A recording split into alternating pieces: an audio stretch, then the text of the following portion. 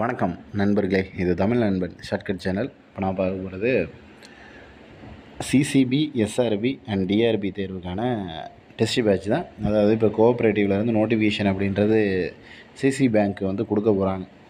So அந்த நோட்டிஃபிகேஷனுக்கு நம்ம test batch அப்படின்றது கொடுக்குறோம். அதே போல் தான் வந்து மெட்டீரியல்ஸும் ப்ரொவைட் பண்ணிக்கிட்டு இருக்கோம். ஸோ மெட்டீரியல்ஸ் தேவை இருக்கிற நபர்கள் இங்கே கீழே காண்டாக்டில் டிஸ்பிளேயில் காண்டாக்ட் நம்பர் தெரியுதுல, அந்த நம்பருக்கு வந்து அமௌண்ட் பே பண்ணிட்டு நீங்கள் வந்து test batch plus material plus online class இது மூணையுமே வந்து பெனிஃபிட்ஸாக இது வாங்கிக்கலாம். இதில் வந்து பார்த்தீங்க அப்படின்னா உங்களுக்கு 3000 ருபீஸ் பே பண்ணுற மாதிரி இருக்கும். அதாவது test patch, online class plus வந்துட்டு மெட்டீரியல் முழுக்க உங்களுக்கு வந்து கொரியராகவே உங்களோட அட்ரஸ்க்கு சென்ட் பண்ணிடுவோம். ஸோ கொரியர் அப்படிங்கிறப்ப உங்களுக்கு வந்து படிக்கிறதுக்கு கொஞ்சம் ஈஸியாக இருக்கும். ஸோ அது வந்து டெஸ்ட் பேட்ச் அப்படின்றது வாட்ஸ்அப் குரூப் வந்து க்ரியேட் பண்ணி குரூப்பில் ஆட் பண்ணிடுவோம். ஸோ குரூப்பில் உங்களுக்கு ஏதாவது டவுட்ஸ் இருந்துச்சுனாலோ, டெஸ்ட்டு சம்மந்தமான டவுட்ஸ், அதே போல் இன்டர்வியூக்கு போகிறப்போ இன்டர்வியூக்கான கைடன்ஸ் அப்படின்றதும் முழுக்க கொடுத்துருவோம். ஸோ டோட்டலாக A to Z நம்ம வந்து எல்லாமே அதில் வந்து கொடுத்துருவோம். ப்ளஸ் அது போக ஆன்லைன் கிளாஸ் மேக்ஸுக்கும் கோஆப்ரேட்டிவ்க்கும். மேக்ஸ் வந்து ரொம்ப இம்பார்ட்டன்ட், வேணால் மேக்ஸ் புரியாது. மற்றபடி ஜிஎஸ், தமிழ் இதெல்லாமே நீங்களே பார்த்துக்கலாம், படிச்சுக்கலாம். ஸோ மேக்ஸும் கோஆப்ரேட்டிவ் சப்ஜெக்ட்டுக்கும் வந்து ஆன்லைன் கிளாஸ் அப்படின்றது கொடுத்துருவோம். ஸோ அது வந்து நீங்கள் எனி டைம் பார்க்குற மாதிரி தான் இருக்கும். அதாவது பர்டிகுலராக இந்த டைமில் தான் நீங்கள் வந்து பார்க்கணும், இந்த டைமில் அட்டன் பண்ணால் தான் உங்களுக்கு தெரியுன்றது கிடையாது. ஆன்லைன் கிளாஸு எப்போ வேணால் பார்த்துக்கலாம். எப்போ உங்களுக்கு கன்வீனியன்ஸ் டைம் கிடைக்குதோ அப்போ வந்து தாராளமாக அதை வந்து பார்த்துக்கலாம். இதுதான் வந்து இதனுடைய டீட்டெயில்ஸ். இப்போ வந்து டெஸ்ட் பேட்சுக்கான டேட் அப்படின்றத பார்த்துருவோம். டேட் பார்த்திங்கன்னா 5ஆம் தேதி ஸ்டார்ட் ஆகுது, 5/9. அப்போ வந்து 6th first term Tamil, social, science, maths எல்லாமே சேர்த்து 100 கேள்விகள் அப்படின்றது இடம்பெறும். அடுத்து வந்து 2வது டெஸ்ட்டு 8ஆம் தேதி நடக்கும். யூனிட் 1ல் கூட்டுறவு மேலாண்மை அப்படின்னு ஒரு டாபிக் கொடுத்துருப்பாங்க. அதில் வந்து அமைப்பு செயல்பாடுகள் அப்படின்னு சொல்லியிருப்பாங்க. நம்ம கொடுத்துருக்கிற மெட்டீரியல், அதாவது நம்ம கொடுத்துருக்கிற இதுதான் டெஸ்ட் பேட்சுக்கான டாபிக். இந்த டாப்பிக்லேயே நம்ம கொடுத்துருக்கிற மெட்டீரியலில் பேஜ் நம்பர் என்ன அப்படின்னு பார்த்தீங்கன்னா 1 to 42. நீங்கள் வந்து 1லேருந்து 42 வரையும் இருக்கிற பேஜை படித்தா போதும். இதிலிருந்து 50 கேள்விகள் அப்படின்றது இடம்பெறும். அடுத்த டெஸ்ட் அப்படின்றது 10ஆம் தேதி 6th second term Tamil, social, science, maths இதில் 100 கேள்வி. அதுக்கடுத்து பாருங்கள், யூனிட் 1ல் கூட்டுறவு மேலாண்மையில் வரலாறு வெளிநாடுகளில் கூட்டுறவு இயக்கம் அப்படின்னு சொல்லிட்டு ஒரு டாபிக் நம்ம சிலபஸில் கொடுத்துருப்பாங்களே, அந்த டாப்பிக்கிலேருந்து 50 கேள்விகள் அப்படின்றது டெஸ்ட்டாக இடம்பெறும். ஸோ இந்த மாதிரி டோட்டலாக பார்த்தீங்க அப்படின்னா உங்களுக்கு மொத்தமாக 50 டெஸ்ட்டுகள் அப்படின்றது நம்ம வந்து கொடுக்குறோம். ஸோ இந்த 50 டெஸ்ட்டுகளுக்குமே சேம் இதே மாதிரி தான் இருக்கும். அதில் வந்து மென்ஷனும் பண்ணியிருப்போம். இப்போ நம்ம அதாவது நீங்கள் வெறும் டெஸ்ட் பேட்ச் மட்டும் ஜாயின் பண்ணுறீங்கனாலும் உங்களுக்கு டாபிக்ஸ் கொடுத்துருவோம். கடன், வங்கியியல் அதை படித்தா போதும். பட் நம்ம மெட்டீரியல் வாங்குறீங்க அப்படின்னா பேஜ் நம்பர் முதற்கொண்டு 166 to 216 அப்படின்ற மாதிரி பேஜ் நம்பர் முதற்கொண்டு சொல்லியிருக்கோம். ஸோ அப்போ வந்து படிக்கிறதுக்கு மிக ஈஸியாக இருக்கும்.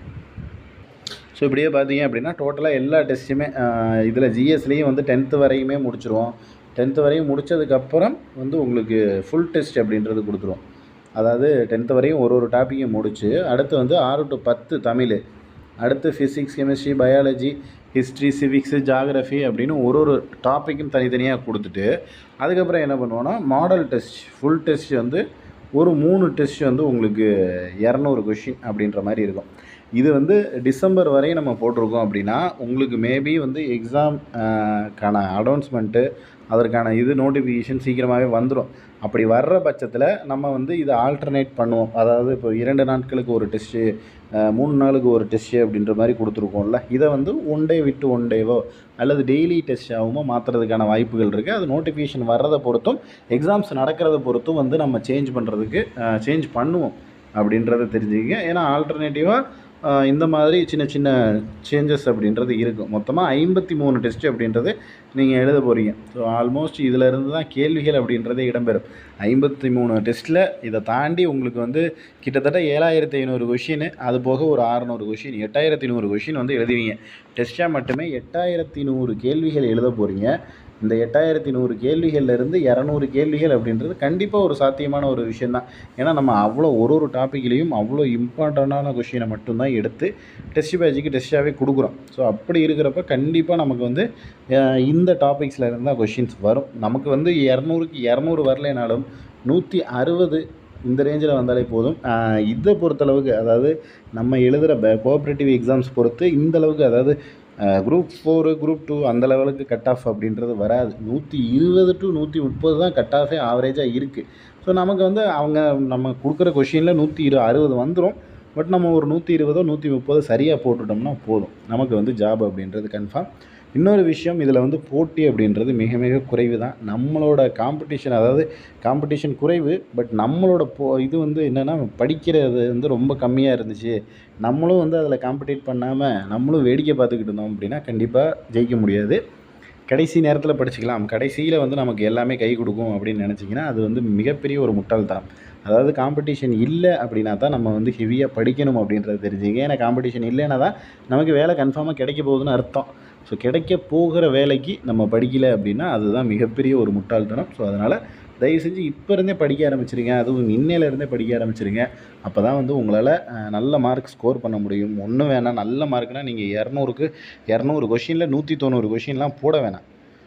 உங்கள் கேண்டிடேட் யாராவது போட்டி போடுவாங்கள்ல, உங்கள் கம்யூனிட்டியில் உங்கள் டிஸ்ட்ரிக்டில் நீங்கள் அப்ளை பண்ண இடத்துல ஒரு பிசிஏ எம்பிசி எஸ்சி எஸ்டி ஏதோ ஒரு கம்யூனிட்டி நீங்கள் இருக்கிற சேம் கேட்டகரியில் ஒருத்தர் வந்திருப்பாங்க, பிஎஸ்டிஎம் வச்சு உமனாக இருப்பாங்கன்னு வச்சுக்கிங்க. ஸோ நீங்கள் இதெல்லாமே வச்சுருக்கீங்க. அப்படி ஒரு காம்படிட்டர் வாங்குகிற மார்க்கை விட ஒரு 2 மார்க் எக்ஸ்ட்ரா வாங்கினா போதுங்க. நீங்கள் வந்து 50 மார்க் வாங்கணும், 100 மார்க் வாங்கணும், அதெல்லாம் தேவையே இல்லை. ஒரு 5 மார்க் எக்ஸ்ட்ரா வாங்கிட்டிங்கன்னா தாராளமாக கால் மேலே காலை போட்டுக்கிட்டு வேலையில் போய் உட்காரலாம். அதை விட்டுட்டு எல்லாம் ஈக்குவலாக அதே தரமட்டத்தில் 90 கேள்வி கரெக்டாக போட்டிருக்கேன், 100 கொஷின் கரெக்டாக போட்டிருக்கேன் அப்படின்னா ஒன்றும் பண்ண முடியாது. ஒரு 20 இருந்தால் வேலை கிடைக்கும் அப்படின்ற ஒரு கடைசி வரையும் இதே மாதிரியான இதில் போயிடும். ஸோ டிஆர்பி எழுதியிருப்பீங்க, அதில் வந்து நிறைய பேருக்கு இன்டர்வியூ லெவல்லையும் போயிட்டு வெளில வந்துருந்துருப்பீங்க. ஸோ அந்த நபர்கள் எல்லாமே எஸ்ஆர்பியில் போகணும் அப்படின்றத வந்து ஒரு மோட்டிவாக எடுத்துகிட்டு படிக்க ஆரம்பிச்சிருங்க. டைம் அப்படின்றது இல்லை, நோட்டிஃபிகேஷன் கொடுத்துட்டாங்க அப்படின்னா தொடர்ச்சியாக எக்ஸாம்ஸ் அப்படின்றது வந்துடும். ஏன்னா உங்களுக்கு தெரியும் டிஆர்பிலேயே நோட்டிஃபிகேஷன் கொடுத்த அன்றைக்கி எக்ஸாம் டேட் வந்து நமக்கு சொல்லிட்டாங்க. நோட்டிஃபிகேஷனு 1 மந்த் வந்து அப்ளை பண்ணுறதுக்கு அடுத்த 15 நாளில் எக்ஸாம். கரெக்டாக நோட்டிஃபிகேஷன் வந்த நாள்லேருந்து 45 நாள் தான் எக்ஸாமுக்கு டைம். ஸோ அதனால் தயவு செஞ்சு படிச்சிங்க, ரெடியாக இருந்தீங்கன்னா தான் நீங்கள் வந்து நோட்டிஃபிகேஷன் வந்துச்சுன்னா உங்களால் ப்ரிப்பேர் பண்ண முடியும். நோட்டிஃபிகேஷன் வந்ததுக்கப்புறம் வெறும் ரிவிஷன் தாங்க பார்க்க முடியும். அதுக்கப்புறம் ப்ரிப்பேர் பண்ணுறதுன்றது வந்து சாத்தியமே இல்லாத விஷயம். ஸோ அதனால் முடிஞ்ச வரைக்கும் இதை வந்து ஃபோக்கஸ் பண்ணி படிக்க ஆரம்பிச்சிருங்க. வேறு எதுவும் சந்தேகம்னா கீழே கமெண்ட் பண்ணுங்கள். நெக்ஸ்ட் அடுத்த வீடியோவில் பார்க்கலாம். தேங்க்யூ.